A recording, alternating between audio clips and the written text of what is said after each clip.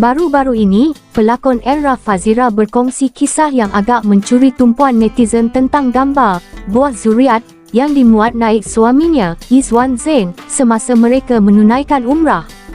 Era cepat menafikan sebarang spekulasi, katanya, itu cuma gurauan manja suaminya dan tiada maksud lain. Menurut Era, pada usia 52 tahun ini, dia tidak merancang untuk hamil semula. Semuanya diserah kepada ketentuan Tuhan. Malah, sebelum berkahwin, mereka sudah berbincang secara terbuka tentang isu anak-anak, memandangkan masing-masing sudah dewasa dan mempunyai tanggungjawab sendiri. Era gelak kecil bila menceritakan, Izwan memang jenis suka bergurau. Bila dia tunjuk gambar tu, saya anggap saja main-main. Selain itu, pasangan ini kini lebih selesa menjalani kehidupan berumah tangga tanpa sebarang tekanan untuk menambah ahli keluarga.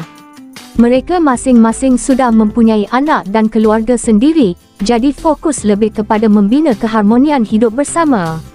Faktor usia juga membuatkan Era lebih berhati-hati, selalu mendapatkan nasihat doktor dan memahami risiko jika memaksa sesuatu yang mungkin tidak sesuai.